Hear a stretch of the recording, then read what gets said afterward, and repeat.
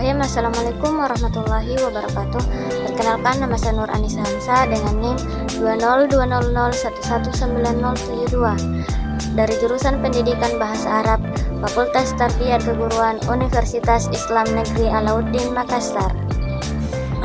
Video ini dibuat sebagai tugas akhir atau final mata kuliah bimbingan dan konseling.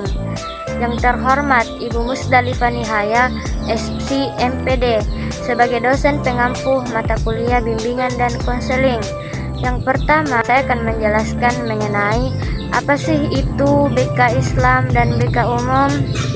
Jadi, bimbingan konseling Islam atau yang sering dikenal dengan BKI adalah suatu proses pemberian bantuan secara terus-menerus dan sistematis terhadap individu dan sekelompok orang yang sedang mengalami kesulitan lahir dan batin untuk dapat memahami dirinya dan memecahkan masalah yang dihadapinya sehingga dapat hidup secara harmonis sesuai dengan ketentuan dan petunjuk dari Allah Subhanahu wa taala dan Rasul demi tercapainya kebahagiaan duniawi dan ukhrawiyah. Sedangkan bimbingan konseling umum atau yang sering dikenal dengan BK adalah upaya dalam memberikan pelayanan bantuan kepada anak agar mampu mandiri dan berkembang secara optimal.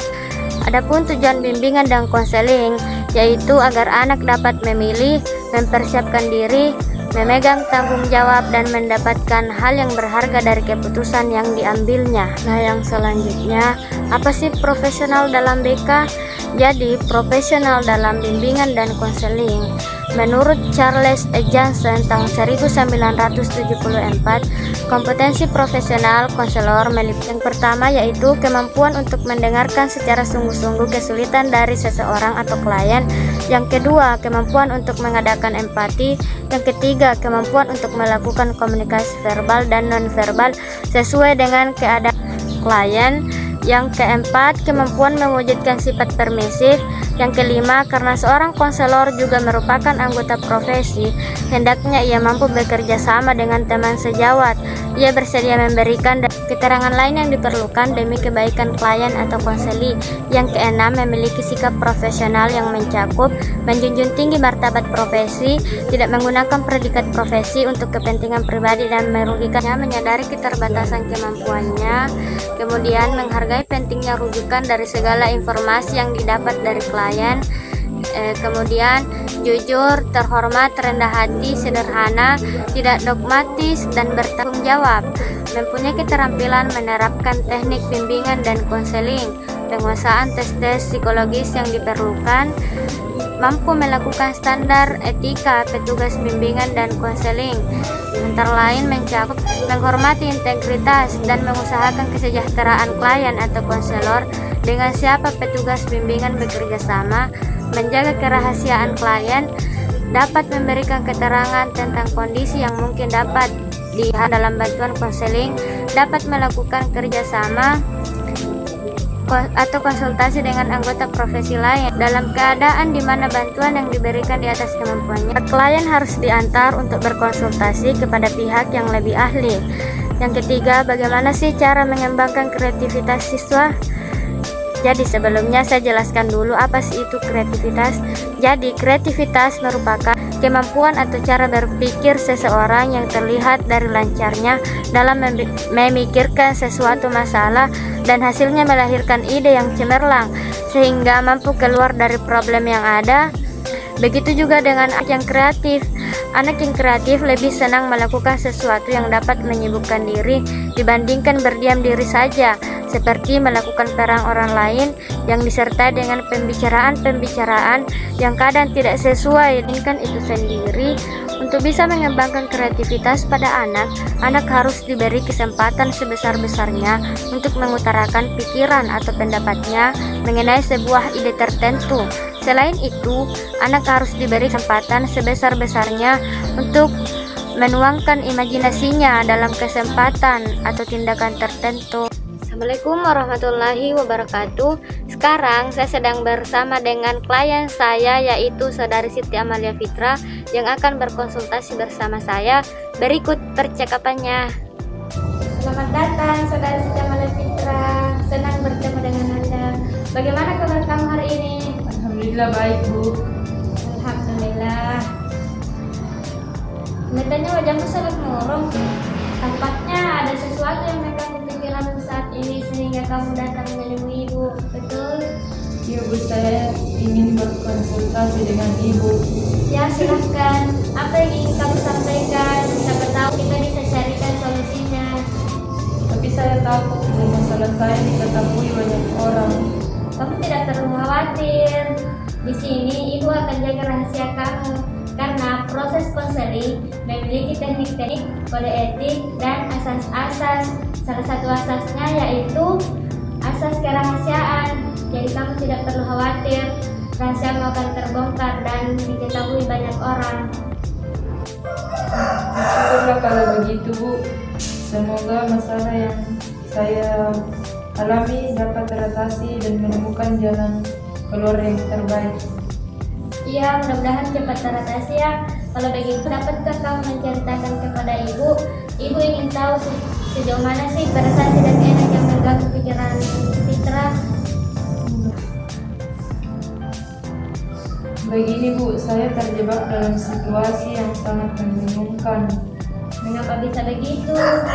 Bagaimana ya Bu? Bisakah kamu menceritakannya dengan lebih jelas? Iya Bu, begini Bu, saya lulus masuk fakultas keguruan dan ilmu pendidikan Bu. Tapi Coba ceritakan lebih jelas lagi. Tidak apa-apa, ceritakan saja pelan-pelan.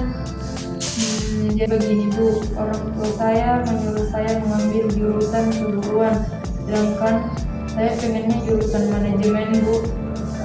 Sebenarnya saya sudah bilang sama orang tua saya kalau saya tidak suka jurusan keguruan, tapi orang tua saya tetap memaksa saya Bu, sehingga saya pun menuruti keinginan orang tua saya, karena saya tidak mau mengecewakan kedua orang tua saya Bu. Saya takut nantinya saya tidak mampu dalam proses perkuliahan saya Bu. Saya bingung. Berada di posisi kamu saat ini cukup sulit ya. Saya dapat memahami apa yang kamu rasakan saat ini. Bisakah kamu menjelaskan kenapa kamu berpikiran bahwa kamu tidak akan mampu dalam proses perkuliahan nantinya? Iya Bu, jadi karena jurusan yang saya ambil tidak sesuai keinginan saya. Saya takut saya tidak mampu serius dalam belajar di kelas serta tidak dapat mengerjakan tugas-tugas yang akan diberikan dosen nanti.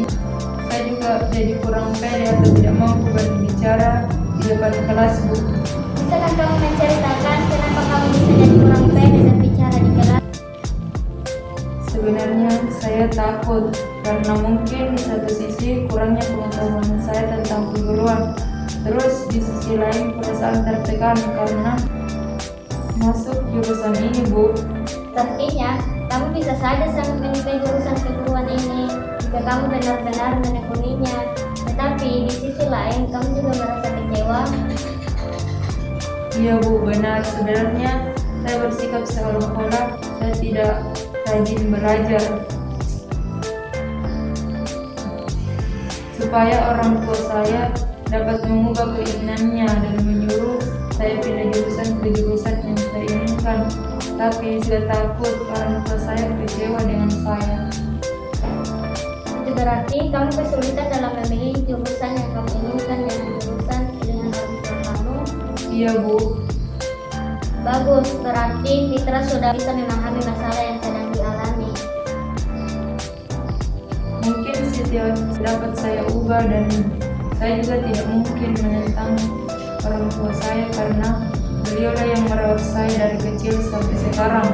Saya juga tidak bisa terus-terusan tidak serius dalam belajar karena saya harus menentukan pilihan karena saya sudah dewasa. Bagus, saya yakin Anda bisa menentukan pilihan. Iya Bu, saya paham. Ya, kita sudah berbicara banyak. Jadi, apa yang bisa Fitra simpulkan dari pertemuan kita kali ini? Jadi, saya harus menentukan pilihan saya. Saya tidak boleh salah pilih karena semua ini untuk masa depan saya Bu. Untuk itu saya lebih memilih orang tua. Saya harus berbakti kepada orang tua meski saya harus kecewa Bu. Rupanya kamu sudah paham dengan apa yang akan kamu lakukan. Kamu pasti bisa, itu pilihan yang bagus sekali dan kamu pasti bisa melakukannya. Alhamdulillah, saya merasa lega, Bu. Kebingungan saya mulai berkurang. Jangan sungkan jika kamu ada yang ingin kita bicarakan bersama, datang saja menemui Ibu lagi. Baiklah, Bu, kalau begitu saya pamit. Assalamualaikum warahmatullahi wabarakatuh. Waalaikumsalam warahmatullahi wabarakatuh. Terima kasih buat teman-teman yang sudah nonton video ini. Sekian dari kami. Wassalamualaikum warahmatullahi wabarakatuh.